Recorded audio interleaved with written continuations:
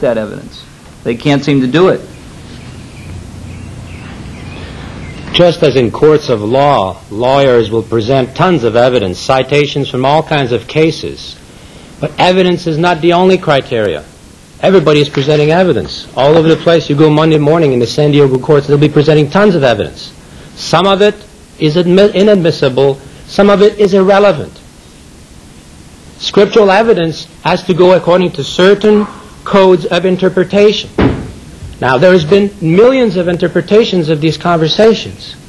One point I'd like to point out, that in courts of law, when you judge a person's last statements or his will, there is a legal term that is often used called a codicil. A codicil means an amending document that will reiterate or specifies certain unclear statements.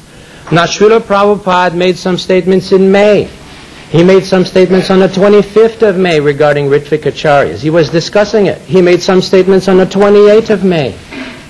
Bhavananda's understanding at the time on the 31st of May, his evidence to me was that this was on behalf of Prabhupada. The conversations in July, everybody talks May conversation, but the evidence in the July conversation only mentions Ritvik Acharya. The confirmation of that evidence the next day, the letter to all of the temple presidents of our movement, only confirms Ritvik Acharya. The following letter the next day to Kirtananda Maharaj only confirms Ritvik Acharya. The other letter on the 21st of July to the movement from Rameswar Swami also mentions Ritvik Acharya. The conversations in October also mentions Ritvik Acharya. And the last known statement of Srila Prabhupada, when he was directly asked, who will be the leader or the guru of the movement?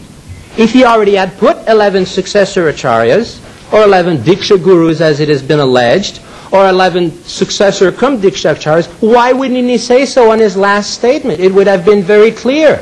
But he did not say that. Because every evidence since July merely points out to Ritvik Acharya on behalf of Prabhupada.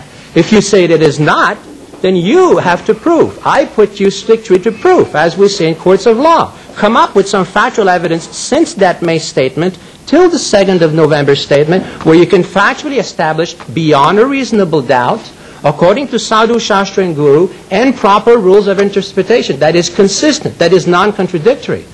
Because let us not forget, although this conversation, we have agreed that we would not discuss the first 10 years, but when we start to look at many statements that have been cited, for example, in this report, as well as many other reports of our respectable GBCs, we're not talking just about initiations. We were talking about almost on the same level as Srila Prabhupada. We were talking about claims of successor acharyas to Srila Prabhupada.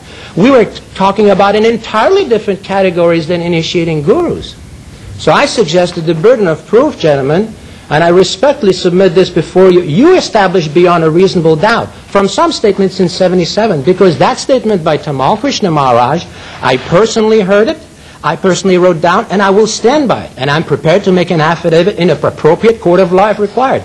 People may believe it, people may not believe it. That's what I heard, and I respectfully submit it before you. You respond? I agree with